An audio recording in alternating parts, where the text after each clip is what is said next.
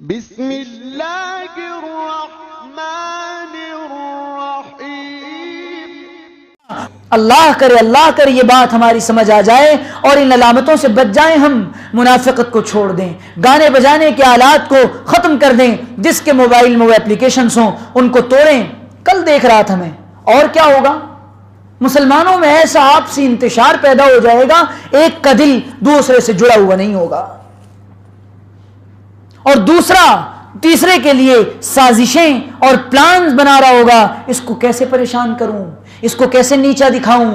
یہ قیامت کی علامت ہوگی۔ کل میں دیکھ رہا تو کالج سے نکلتے ہیں بچے، یہ کالج کے نام پر جو پیسے کمانے کی مشینیں بیٹھی ہوئی ہیں نا، سب یہاں سے جب بچے نکلتے ہیں تو وہ بچے کالج سے نکلنے کے بعد جن کو نہ اخلاق کا پتہ، نہ کیریکٹر کا پتہ، نہ کردار کا پتہ، شرم آتی ہے کہتے ہوئے یہ مسلمان ہیں جنہیں دیکھ کے شرمائیں یہود۔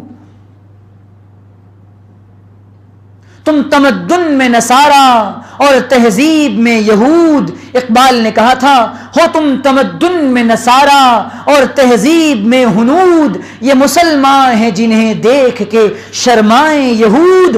ہمارا بچہ، ہمارا نوجوان یہ نالائقی پر اترا ہوا ہے، 14-15 سال کے بچے کے ساتھ گرل فرینڈ از کمپلسری۔ لڑائی ہو رہی ہے تو لڑکی کے لیے ہو رہی ہے۔ میں کل دیکھ رہا تھا 40-50 نوجوان لڑ رہے ہیں آپس میں، کیوں لڑ رہے ہیں؟ لڑکی کا میٹر ہے۔ وہ بچے جب دیر سے اپنے آپ کے گھر آتے ہیں، آپ کو یہ حق نہیں بنتا کہ آپ اس سے سوال کریں تم اتنی دیر کہاں تھے۔ وہ بچہ جب اپنے موبائل میں لاک لگاتا ہے، آپ نے کیا موبائل اس کو اس لیے دلایا تھا کہ وہ ناچنے گانے کے اپلیکیشنز دیکھے؟ آپ نے یہ موبائل کیا اپنے بچے کو اس لیے دلایا تھا کہ وہ راتوں کو گندی فلمیں دیکھے؟ میرے پاس اسی ممرہ کے اندر 3-4 نوجوان بیان سننے کے بعد آ چکے ہیں، حضرت زنا سے توبہ کرنا چاہتا ہوں، کالج جاتا تھا، لڑکی سے تعلق ہوا اور یہ گناہ کر بیٹھا ہوں، اب اللہ تعالیٰ نے توفیق دی ہے، ہدایت دی ہے، میں زنا سے توبہ کرنا چاہتا ہوں۔ میرا نوجوان یہاں تک نالائقی پر اترا ہوا ہے اور باطل دن رات مسلمانوں کو خاک میں ملانے کی فکریں اور کوششیں کر رہا ہے۔ لیکن بعض دفعہ امید کی کرن جاگ جاتی ہے اور زبان حال سے ہم یوں کہتے ہیں، پاس باں مل گئے کعبے کو صنم خانے سے۔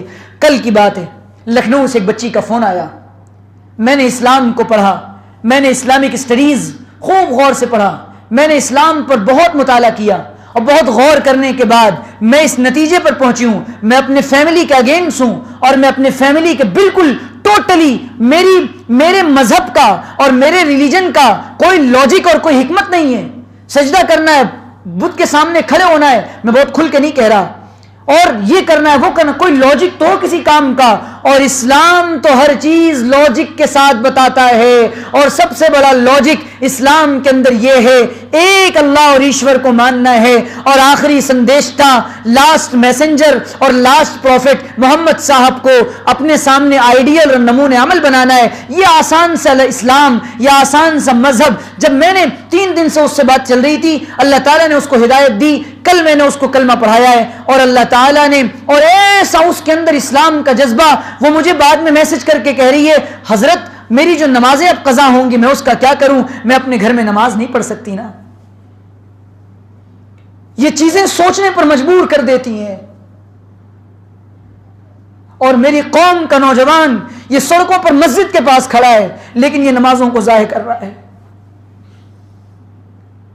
یہ لڑکیوں کے ساتھ گھوم رہا ہے۔ سمجھاؤ اپنی بچیوں کو، تمہیں حضرت فاطمہ جیسی عفت بنانی ہے، تمہیں اما عائشہ جیسی پاک دامنی بنانی ہے، تم نے کن ناچنے گانے والیوں کو اپنا آئیڈیل اور نمونہ بنایا ہے؟ میرے عزیزو، یہ ظلم بند کرو، یہ ظلم بند کرو، اب بس کرو، توبہ کریں، میں بھی اور آپ بھی، ہم سب اپنے اللہ سے کہ قیامت لانے میں وہ تو آنی ہے، ہم کہیں ماخوذ نہ ہو جائیں اور اللہ کے نزدیک پکڑے نہ جائیں کہ کیسے ہم نے اتنی چھوٹ اپنے آپ کو دے دی اور لوگوں کو دے دی۔ اللہ کرے یہ باتیں ہماری سمجھ میں آ جائیں۔ وآخر دعوانا ان الحمد للہ رب العالمین۔ اللہ تعالی عمل کی توفیق عطا فرمائے۔